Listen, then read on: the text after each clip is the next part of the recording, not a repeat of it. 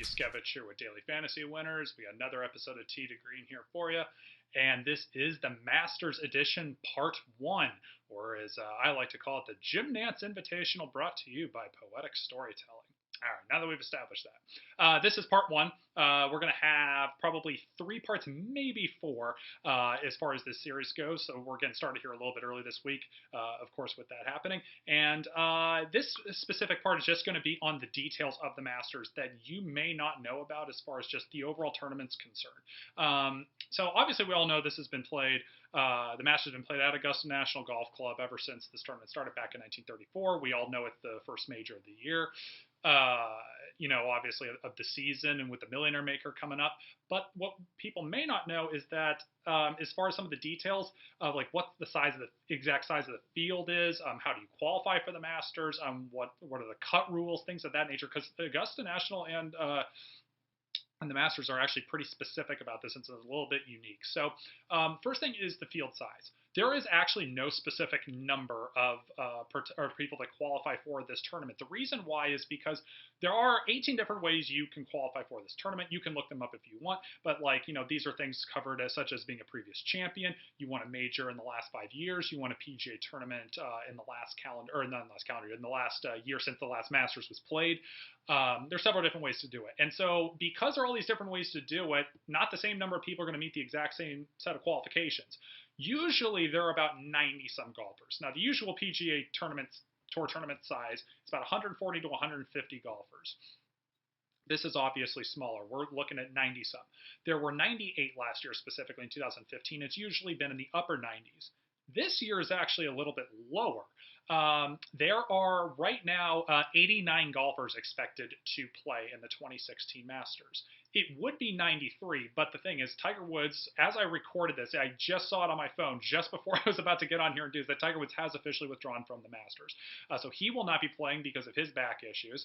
Jim Furyk's not playing because of his wrist injury. Sang Moon Bae is fulfilling his military duty right now, who hasn't been playing on the PGA Tour this season, who would have qualified otherwise. And then, unfortunately, Jose Maria Olazabal is battling some health issues himself. So we are down to from 93 to 89 golfers. This could get bumped back up to 90 if somebody who has not already qualified for the Masters wins the Shell Houston Open, because I'm recording this on a Friday evening, so that could change. But anyway, just, we'll call it 89, 90 golfers, and that's kind of what we're looking at. So when you take that and then you take a look at the cut rules, the cut's interesting because it is back in 2013 they changed it to being the top 50 players, including ties. It actually used to be fewer than 50, but now they bumped it up to 50, including ties. Secondly, if you are within 10 shots of the lead, even if you are outside the top 50 plus ties, if you're within 10 shots of the lead, you make the cut. So if this is a tournament where the weather makes it a little bit more challenging, and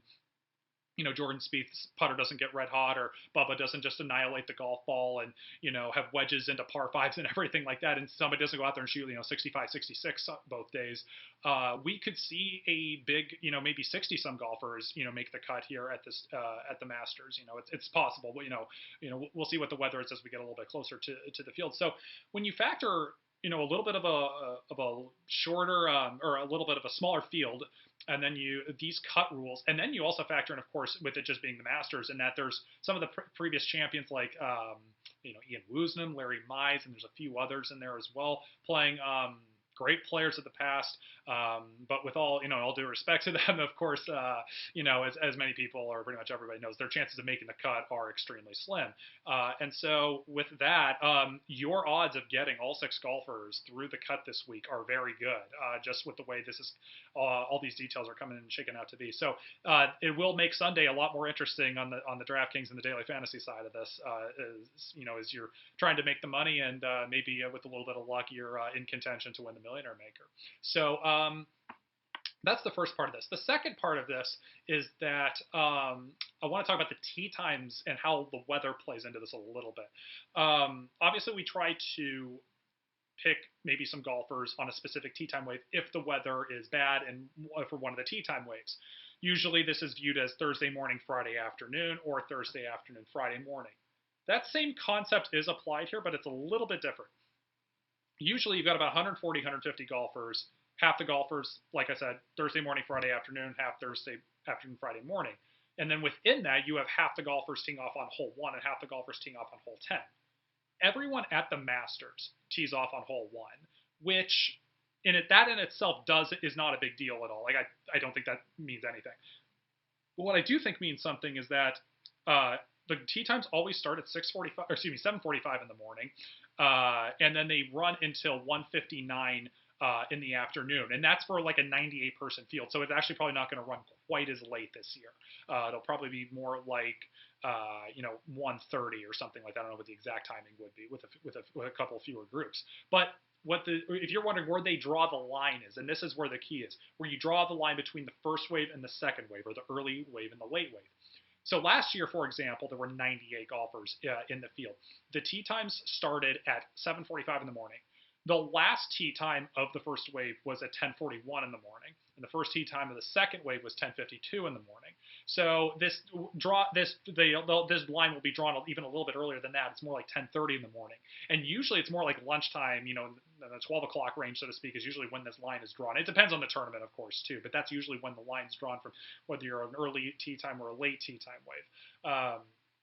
And so that's important to know. So if you're Wednesday night and you're seeing that the wind's really going to pick up, at a specific time on a specific day, and you want to key in maybe a little bit more with your ownership on a specific tee time wave, you should know that second wave is not going off, at noon or something like that. And, basically they're going off at 10:30 in the morning or 10:45 in the morning, depending when, of course, they're teeing off. The other thing about this is that you need to know, and this is usually just standard for golf tournaments, but in case you didn't know, if you tee off at 7:45 in the morning on the first day, you are going to tee off first in the second wave on Friday.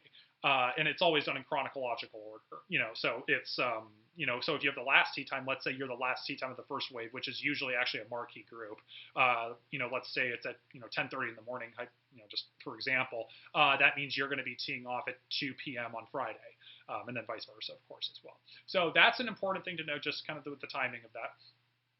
The third thing here is about DraftKings and releasing the salaries early. This is something DraftKings typically does for majors, but more in particular for the Masters. And I wish they would wait till Sunday or Monday before the Masters actually release the salaries, but I get it because it's the Millionaire Maker and they want to make sure everybody doesn't forget about their lineups and actually make lineups and everything like that. I get it. It just kind of stinks. And the reason why I say that is because you get a lot of golfers that are horribly priced against the Vegas odds. It just changes the strategy. It doesn't maybe technically make the game worse. I just don't personally prefer it that way. I don't think it's as good, but it's just the way it goes. And so, in any ways, if you look at our odds per dollar tab, and I'll show this to you right now. This is on DailyFantasyWinners.com, of course. If you haven't seen this, I highly recommend you check it out. You have to sign up at our site to see it. It is completely free, though. This is not premium content or anything like that. Go to Fantasy Tools, PGA odds per dollar right here. And you will see how much, and I've already updated this for the Masters. Usually I leave the odds per dollar up for a week just throughout the tournament, just so people can go back and reflect on it and see, what happened. But in this case, because it is a major, and I know people want to get started on their lineups a little bit earlier, that I just decided to put the Masters right away, not wait till the end of the Shell Houston Open. So if you take a look at this right here, you will see I'll sort it by salary here just so you can see this clearly. For example, Jason Day is the fourth most expensive golfer here at $11,600. However, if you look at the odds per dollar, Jason Day has the best odds per dollar, meaning he is actually the favorite at the sports books to win the golf tournament. He's only the fourth most expensive. So there are several golfers with examples like this as you go farther on down the list. And so what does this mean? It does mean that these guys are giving you really good value. There is a catch to this, though, because I and we are not the first people to see this. This has been going on with daily fantasy players for quite a while, and I can attest to last year in particular.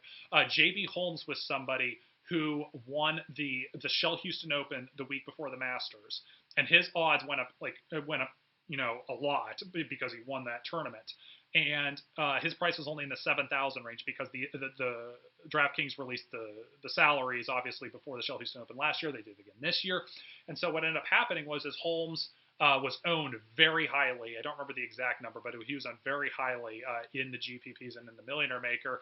And it turned out it was actually funny. He holed out for birdie from 60 yards out on the last hole because he was in the trees and he had to punch out.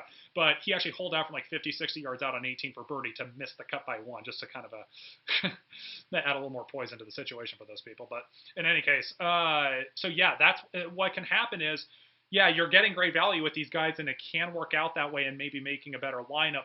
But a lot of people are doing this, and these guys' ownerships can be really high, and it might be in your advantage to actually fade those guys or not use them as much to limit your exposure, because you get a huge advantage on the field in that way. As far as like which specific golfers fit this criteria, you can go through and just check out and see which ones have really good odds per dollar and which ones have really bad odds per dollar. And there are some guys I think that have a great chance of doing well that don't have good odds per dollar, and also do have good odds per dollar. And there's the guys I don't think that probably will not do as well that have good and not so good odds per dollar. And I will get more into those specifics later on throughout in one of the later parts of this video series leading up to the Masters. So keep in mind also, lastly, these odds will change daily. What I'm going to do is the odds at the sports books always change each day, and in particular, they always change after the previous tournament is played. So after the Shell Houston Open is completed, the odds will definitely change, at least a little bit from that, just based on how people will do. And so essentially, I will update this odds per dollar tab each day, probably more frequently, maybe a little bit more frequently when we get to get past the Shell Houston Open, so you guys can kind of see how the odds fluctuate a little bit, and the odds per dollar fluctuate a little bit, just so you guys don't get confused. And it can be helpful to just kind of see how it works out in terms of how they can just really fluctuate based on just one performance, which is kind of crazy in itself, and it's kind of a thing sportsbooks do to the public bettors. So in any case, that is it for part one. I just wanted to cover some of the specifics on the Masters tournament.